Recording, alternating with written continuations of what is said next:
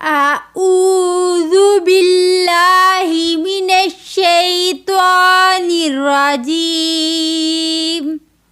बिस्मिल्लाहिर्रहमानिर्रहीम।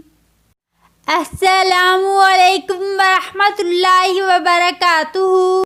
व्यूअर्स, उम्मीद करती हूँ आप सब खैर व आफियत से होंगे।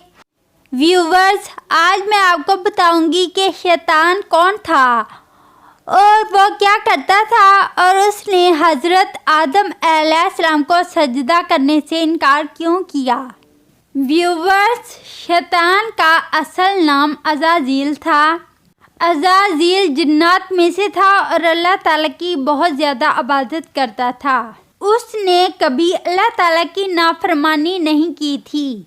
बहुत ज़्यादा इबादत गुजार होने की वजह से वो फरिश्तों की सफ़ में शामिल हो गया। अल्लाह ताला ने जब हज़रत आदम अलैहिस्सलाम की तख्लीक की और उसमें अपनी रूह फूंकी और फरिश्तों को सजदा करने का हुक्म दिया तो सब फरिश्तों ने सजदा किया, मगर इब्लीस ने ये कहकर इनकार कर दिया कि मैं आदम से अफजल हूँ, मैं आदम अलैहिस्सलाम को सजदा क्यों करूं।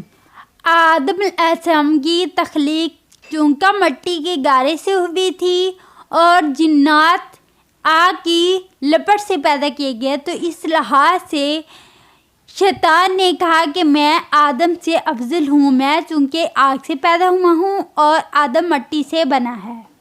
वो तकब्बुर में मुब्तला हो गया और उसने अल्लाह के हुक्म की नाफरमानी की।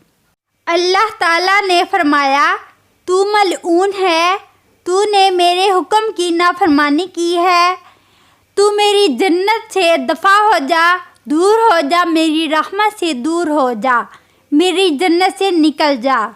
अपने रब की अताअत से निकलकर उसका नाम इब्लीस पड़ गया।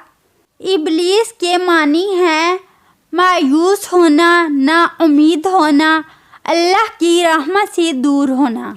इब्लीस ने चूँकि अल्लाह ताला की नाफरमानी की, गलती की और उस पर डट गया, बजाय शर्मिंदा होने के अल्लाह ताला से बहस करने लग गया।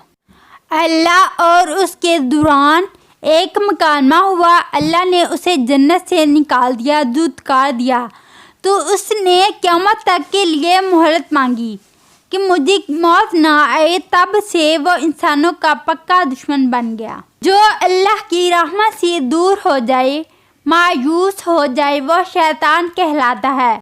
वो सोचता है कि अब मेरा तो छुटकारा नहीं, मेरी आकबत तो ख़राब हो चुकी है, लिहाजा मैं अपने साथ और जितने लोगों को बर्बाद कर सकता हूँ कर लूँ। शैतान ने अल्लाह ताला से कहा कि मैं तेरे बंदों को दाएं बाएं ऊपर नीचे से गुमराह करूँगा। अल्लाह ताला ने फरमाया, जो मेरे बंदे हैं उन पर तेरा बस नहीं चलेगा। शैतान ने दो रास्ते छोड़ दिए, एक नीचे सजदा करने का और एक ऊपर दुआ करने का।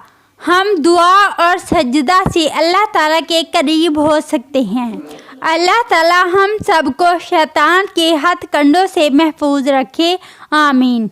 वीडियो को लाइक करें, कमेंट्स करें, शेयर करें और सब्सक्राइब करें और साथ वाले बेल आइकन को भी प्रेस कर दें। जज़ाकुमुल्लाह।